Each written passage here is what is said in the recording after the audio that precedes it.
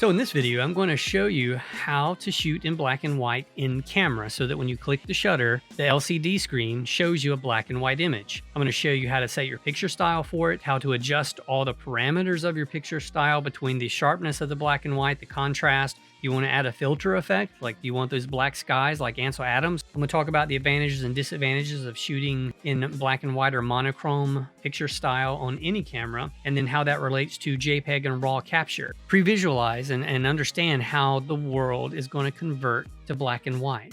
Yes!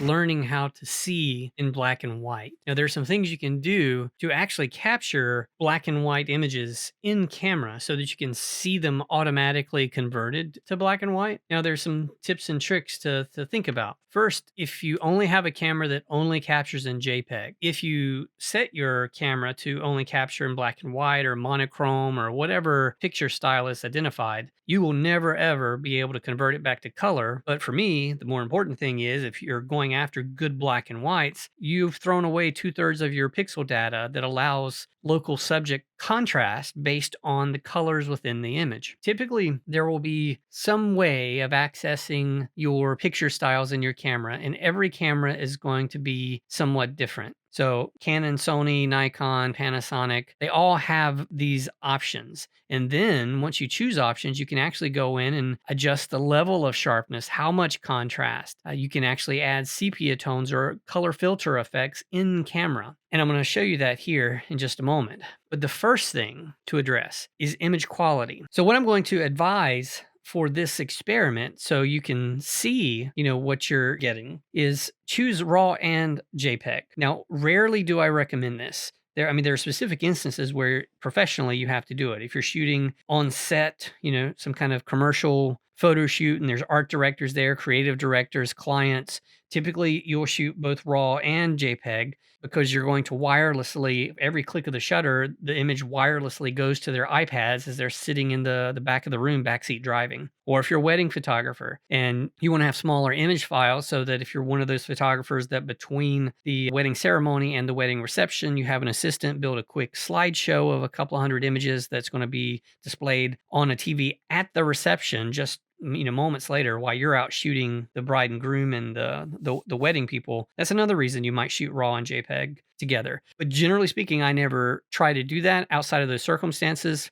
or at least it's rare because it slows down the camera a ton. And I'm pretty much a tried and true RAW shooter anyway. But again, for this experiment to learn how to see in black and white, I think it's a good idea to choose both. And here's why. If you have a camera that doesn't have RAW potential, then that means you're actually throwing away 2/3 of your image data. A higher end point and shoot or a DSLR or mirrorless camera, well, then chances are what it's going to do is just going to equalize all of your red, green, and blue channels so they're literally identical. But if you have a camera that will allow RAW and JPEG together, this is great because remember the LCD preview, even if you're only shooting in RAW, the LCD preview is a JPEG rendition. So if you choose monochrome as your option, and let's go over here, I'm going to choose picture style and I'll choose monochrome. So see, my picture style is now monochrome, and I can go in here and I can set the sharpness, the contrast.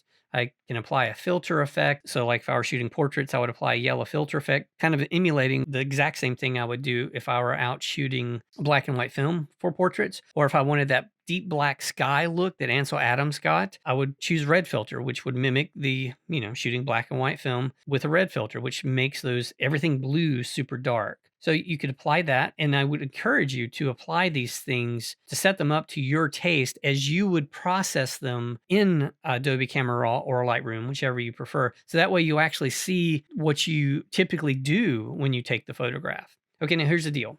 Let's pop over to Bridge. I set up my camera to capture RAW and JPEG, and proprietary RAW, maybe NEF for Nikon or CR2 for Canon or whatever, Sony, Panasonic, and all the other brands are. I tend to always convert my proprietary RAW to DNG, which is Adobe's universal RAW format. Anyway, so that means when I take the picture, all I see is the black and white version, right? This is all I see on the back of my camera. But when I download it to Bridge, they actually all come in as black and white, but as soon as the cache finishes updating, my DNGs will still be in color. Now here's the difference. Let's pop over to Photoshop. So here's the JPEG. Now here's the difference. Well, one, this is a very standard conversion, right? I haven't applied any of my own tastes. Like I would typically shoot every shot that I'm shooting outside with that red filter effect, and I'd bump up the contrast because that's where my processing tends to go. But this is just normal conversion where everything's equalized. And what I mean by that is look at your channels. Click on your red channel.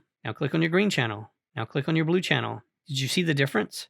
Right. There is no difference. But if you come over here to your raw file and you click on the channels, notice the red versus the green versus the blue. So the way each color channel reacts to a specific wavelength of color is very different. And you can usually play those off of each other to do some really creative dodging and burning. But let's say you didn't even want to do that. Let's go back to the JPEG.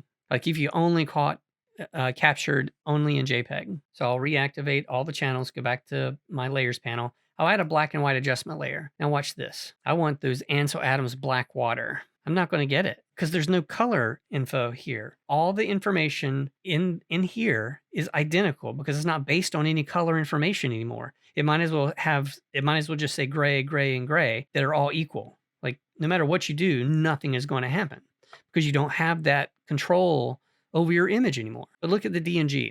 So now I can add that black and white adjustment layer, and it's like, ooh, I want that Ansel Adams real deep dark water.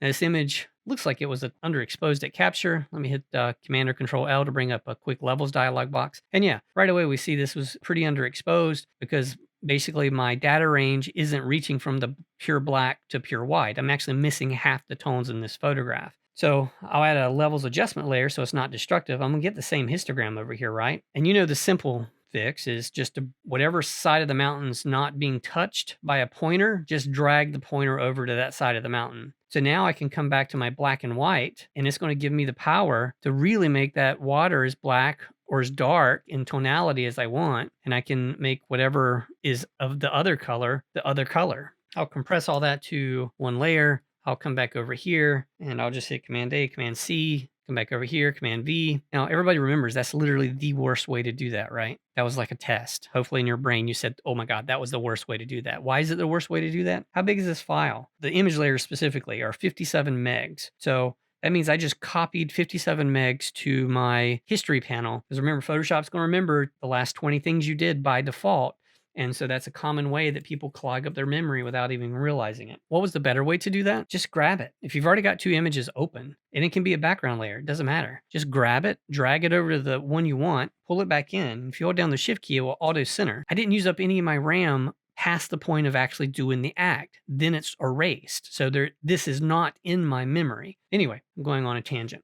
Let me just show you the difference. Very flat, ability to manipulate. Very flat, the ability to manipulate. How would I get the same look on a super flat, flattened image? Let's do it physically on the JPEG. So as I try to pull it, do you see how things are starting to posterize? I'm losing control over the tones in my image because again, I just don't have as much data to manipulate. Let's go full circle.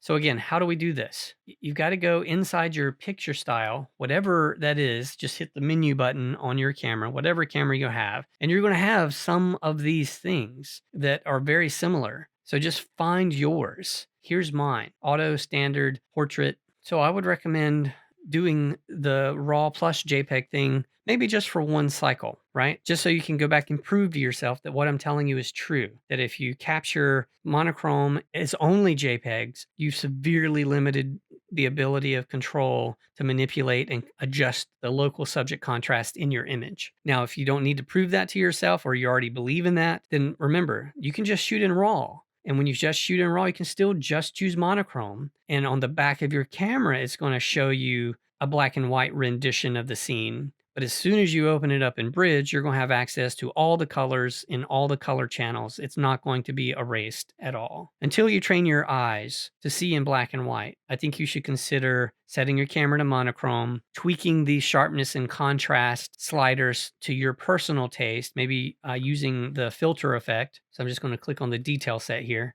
Maybe clicking on the filter effect if you're shooting outside or shooting portraits, because again, that's just going to quickly apply the general direction of the processing that you would be going for anyway. You see how that works? Anyway, I hope this has helped clear some confusion up about that. And if I've made you more confused, just send me an email and I'll help out. Hey, take care. Hey, if you like this video, it helps. You can help me. Smack it, whack it, and crack-a-lack it. Take care. I like subscribers. That's awesome. Whoa. Yes! Oh my God, I did. This is... Hey, you stayed to the end. You know what that means? You're awesome. I'm talking about you. Now get out of here.